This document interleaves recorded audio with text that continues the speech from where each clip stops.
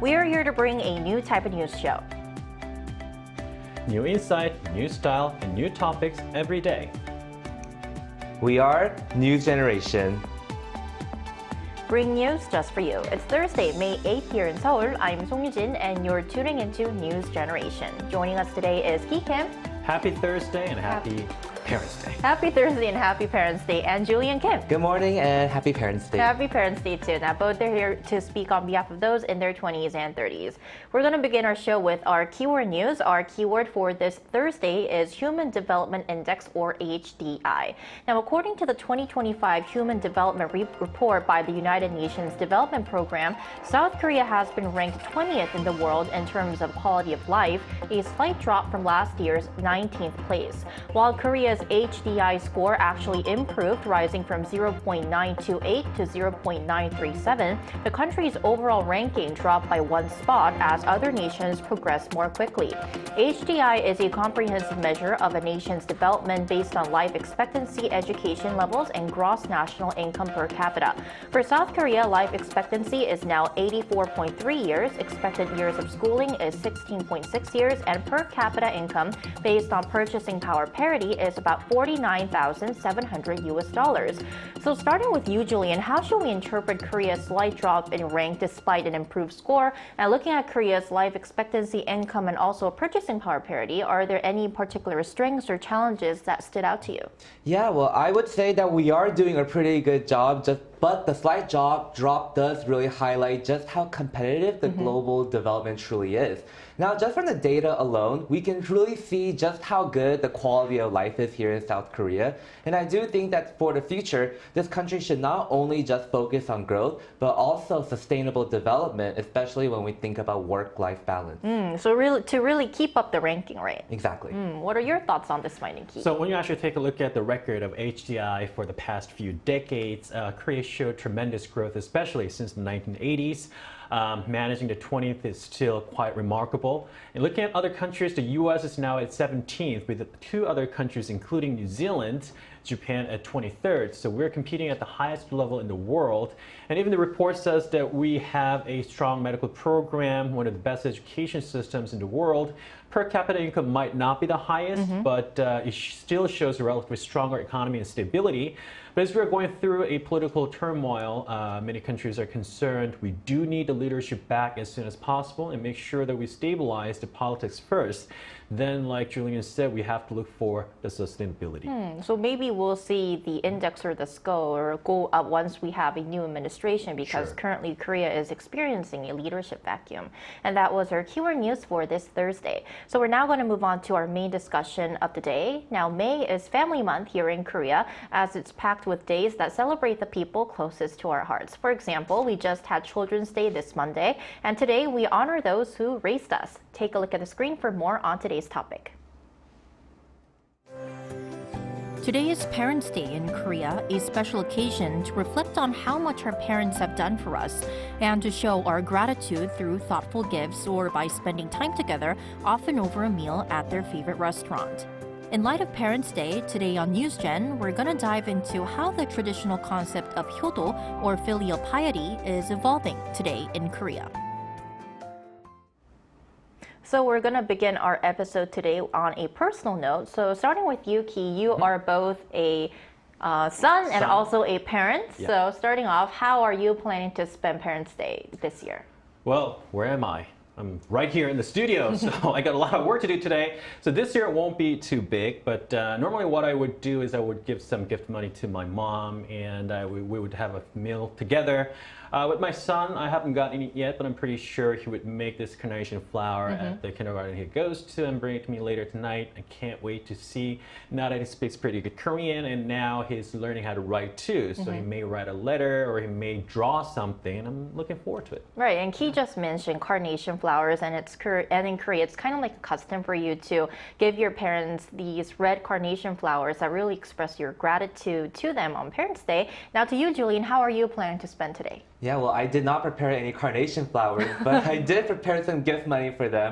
Now, unfortunately, I won't be able to spend some time with them today because of my schedule, so I'm looking forward to being able to spend quality time with them this weekend.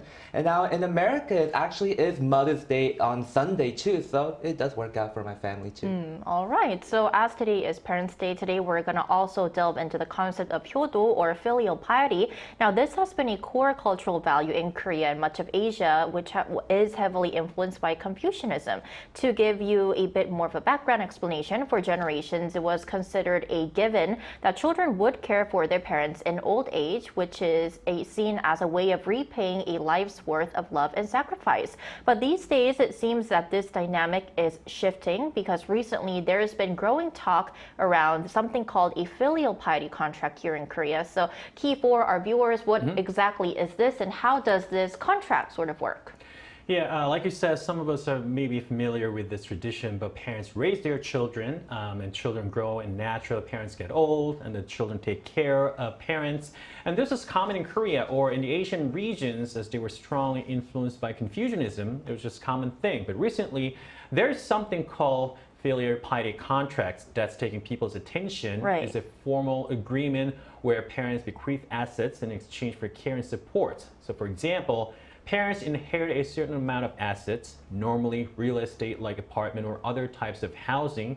In return, children pay a certain amount of living expenses to parents until the parents pass away and pay them a visit once or twice a month or for the holidays or birthdays to 효도 or being a good son or daughter.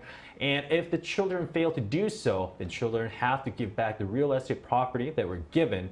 And this highlights how traditional filial piety or duty is increasingly taking contractual form in modern society. There was even a case lately where a father who signed a filial piety contract with his son and has made headlines by demanding his termination, claiming the son has failed to uphold his obligations because the father had transferred property to his son under the conditions of monthly allowance, regular visits, and spending birthdays together. However, after the son allegedly neglected these duties, the father took the legal action, and this news obviously is saddening. So this is definitely something new. It sounds even surprising compared to the traditional relationship between parents and children that we've often seen in Korea. So I want to ask you, Julian, why do you think we're seeing more parents and children agreeing to signing a contract where they kind of trade being a good son or a daughter in return for their parents' inheritance? Yeah, so, well, this is a complex issue and Right. certainly more discussion should be had because this topic is becoming increasingly more relevant in our generation. But from the parents' perspective, especially as life expectancies continue to increase, it is becoming harder and harder to estimate just how much money they need to save for retirement. And there also is the concern that Key has mentioned that once children receive their inheritance, such as property, they neglect their parents and they don't support them financially or just even spending time with them. So as a way for parents to, in a way, build a safety net for themselves, they choose to draw up this contract between them and their children. And now from the children's perspective too, many are agreeing to sign the contract with their parents in order to receive the inheritance sooner and be able to have more security with their finances.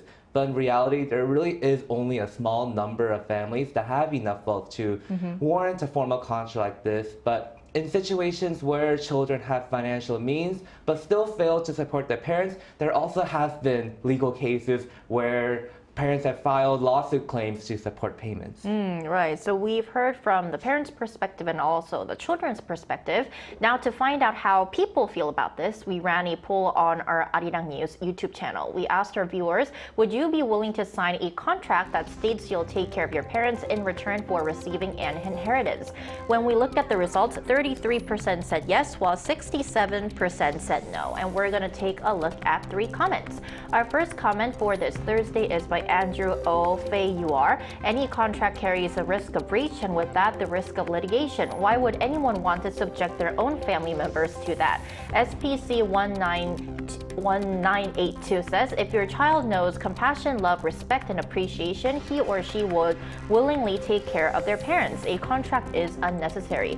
DS92KO says, I think it helps clarify expectations and responsibilities on both sides so it can prevent misunderstandings and emotional pressure later on. So if we look at the poll results and also the comments from our viewers, the opinion is slightly divided, but many people until now think that this new concept of filial piety contract is quite new and quite unexpected. So the idea of putting care expectations into a contract suggests that supporting one's parents, something once considered really natural here in Korea, is now being reconsidered. So I want to ask you, would you say that the definition of filial piety is changing?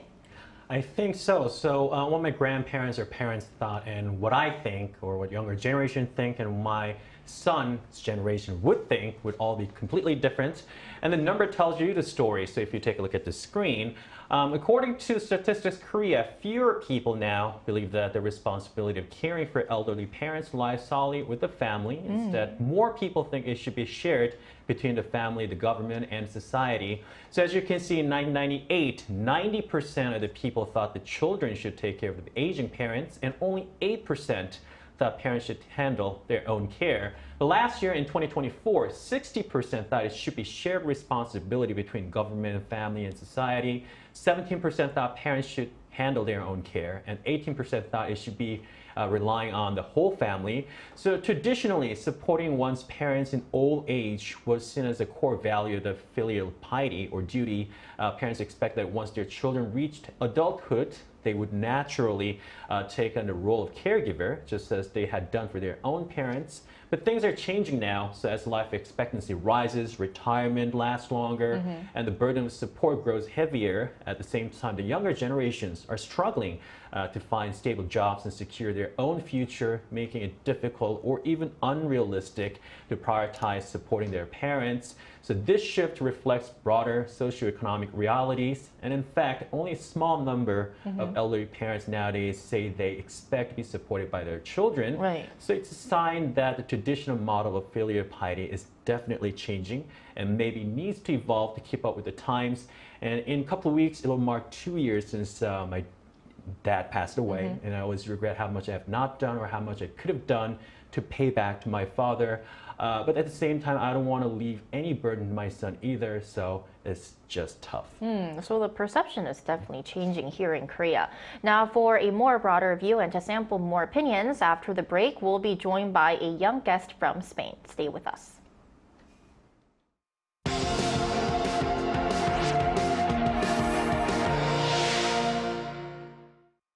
NewsGen wants to hear from you. Go to YouTube and search our channel Arirang News. Click Community and leave a comment down below. Make a new type of news with us. For our interview segment today, we're joined by Spanish Gen Z Fabio Gonzalez. Welcome back to the show, Fabio. Hi, happy Parents Day. Happy Thursday. So Fabio, we'd first like to ask you, we've been talking about the filial piety contract in the first part of our show, so we want to ask you, have you heard of this idea? And after listening to our conversation earlier, what's your take on this contract? Well, I'm actually pretty new to the concept, but I would say that I do understand the intention and the possible benefits. But I would say that turning emotional responsibility into a legal obligation seems a little bit dystopian, almost out of a Black Mirror episode, I guess. If we really want to fix the situation, especially, for example, in South Korea, where we have elder abandonment, I guess we really need to focus on the why. Is it because there's a generational gap in terms of identity and also values? Is it because the government is not supporting both parties properly? Whatever it is, it feels like this kind of contracts are just a solution because both parties want the benefits, but they're not willing to take responsibility to fix their inner issues. You know, those family issues are to be fixed by showing actual care. And that comes from a heart that is, you know, it's not all about putting a band-aid on a generational wound. It actually takes love, care, and family values.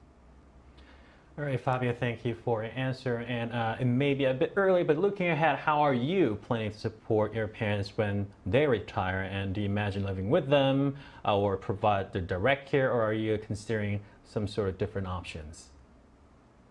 I'm considering all options. Whatever it is, I do want to give back all that I can because I do have a pretty good relationship with my parents and they have been taking great care of me. And as I'm jumping into adulthood, I want to make sure that every single step that I take is going to be fruitful and possibly I might be able to turn that into a way to support them in the future. So even if it's living together, whatever it is, if it's going to be helpful for them, I'm willing to take some risks. Great. And just to wrap things up though, if you become a parent someday, do you expect your parent or your child to care for you in return? And how are you preparing for life after retirement? Well, if I do become a parent, I feel like I expect my kids to take care of me, but not because they feel guilty or because they feel like it's just a thing that they have to do, an obligation.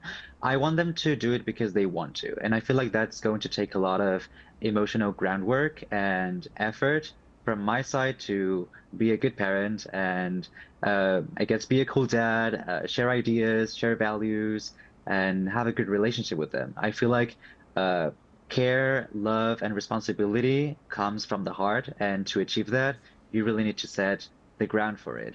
I also plan to be a little bit independent so that I don't rely on that in the future. But currently, thinking about retirement is a little bit tough for me since I'm still figuring out my work life.